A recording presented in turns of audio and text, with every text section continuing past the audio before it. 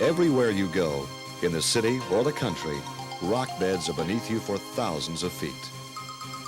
Deep in the beds, heat and pressure turn decaying plants and animals into oil and gas. The oil and gas migrate through porous rocks until they're trapped by impermeable rock barriers. Geologists look for the traps.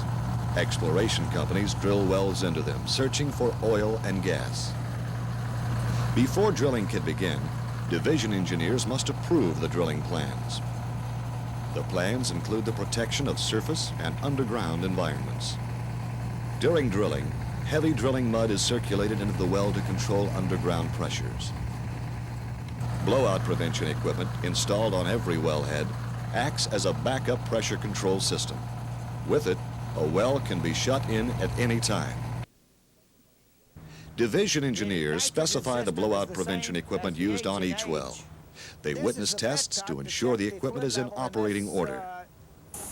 Good well control training and widespread use of blowout prevention equipment have made California blowouts rare.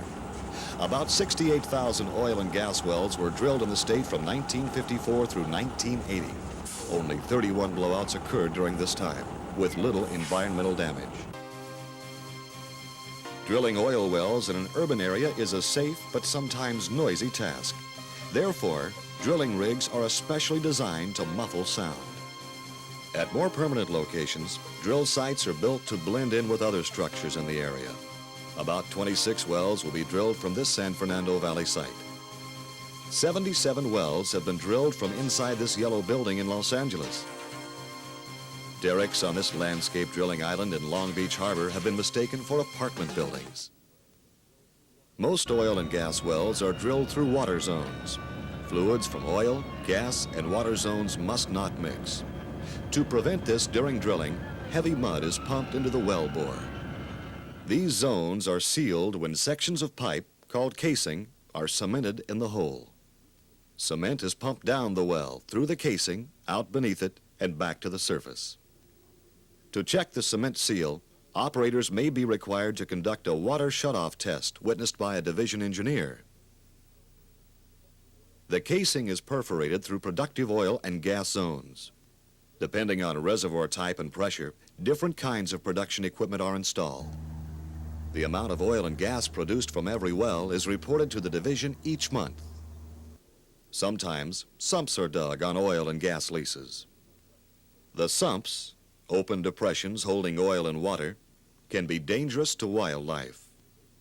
12 years ago, the division began to locate and classify California oil field sumps. Today, all of the hazardous sumps have been screened or eliminated.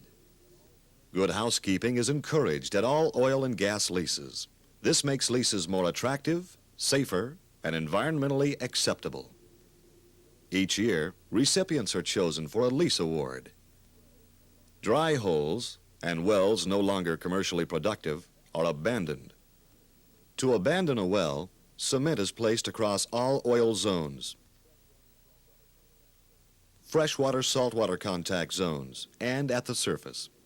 The rest of the well is filled with heavy drilling mud. Before 1915, many California wells were abandoned incorrectly. Today, when these wells are found, they are properly abandoned. Money from a special fund may be used for the work. The Division of Oil and Gas protects California's oil, gas, and geothermal resources.